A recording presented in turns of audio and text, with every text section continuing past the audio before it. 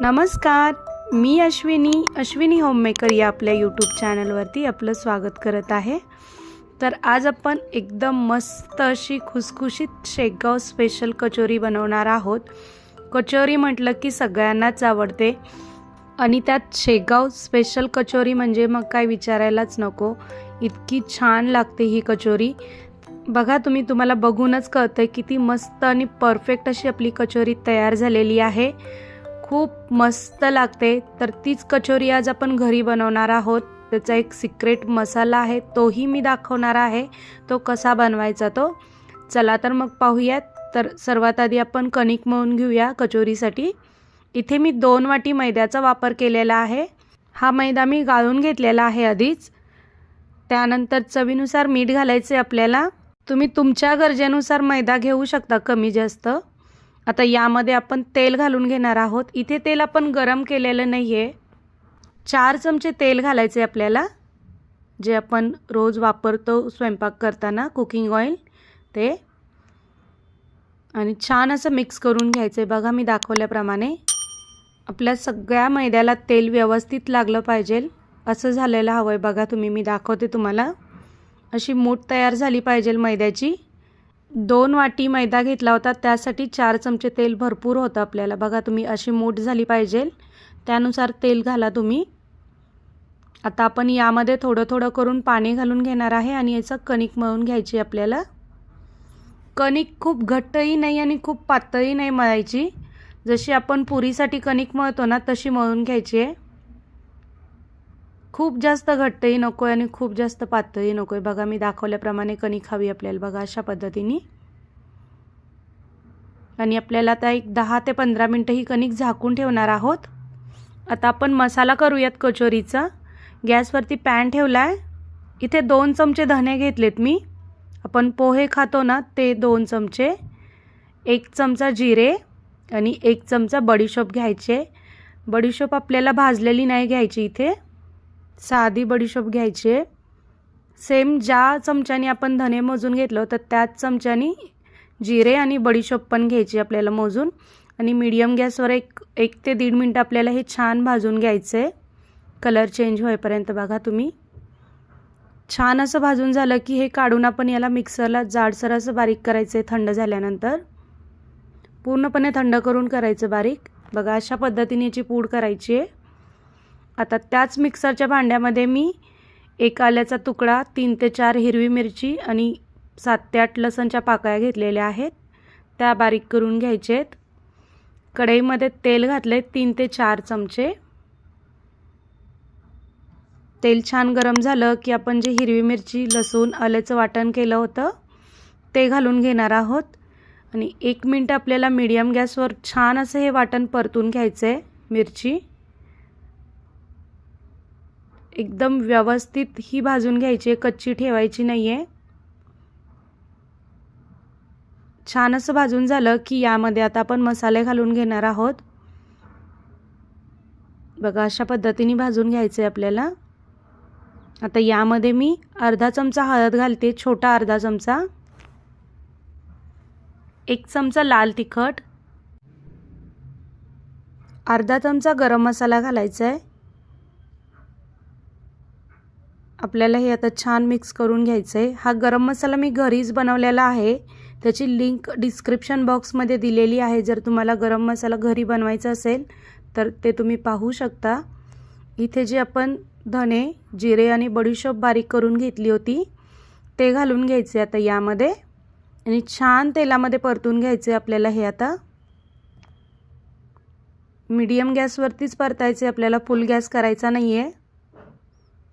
छान असं हे परतून झालं की यामध्ये आता आपण बेसन पीठ घालून घेणार आहोत।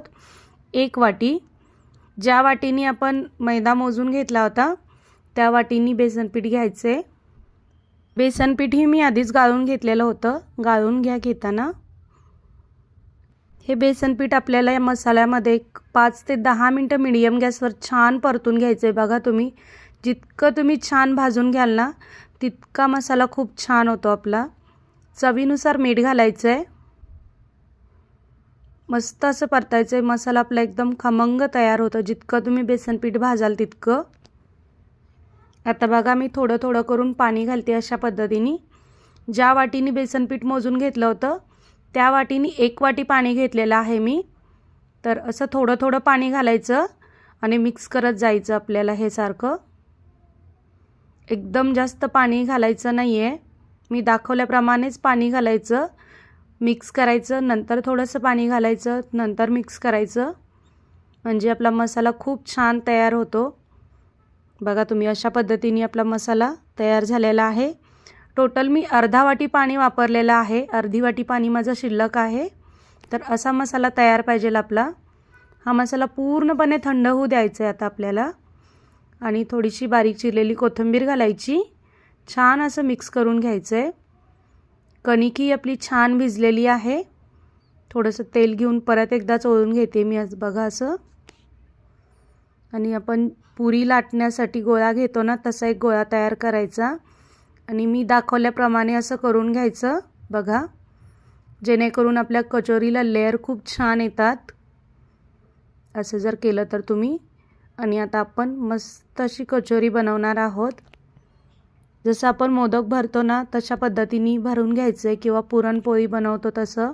जर हाताला कणिक चिटकट असेल तर थोडंसं पीठ लावायचं, खूप जास्त नाही. तर बघा अशा पद्धतीने आता आपण सारण भरून घेऊयात. साधारण 2 ते 2.5 चमचे हे सारण मी भरलेलं आहे. खूप जास्तही नाही भरायचं. 2 चमचे सारण खूप होऊन जातं एवढ्यामध्ये आपल्याला. बघा अशा दाखवल्याप्रमाणे आपल्याला हे पॅक करून घ्यायचं आहे.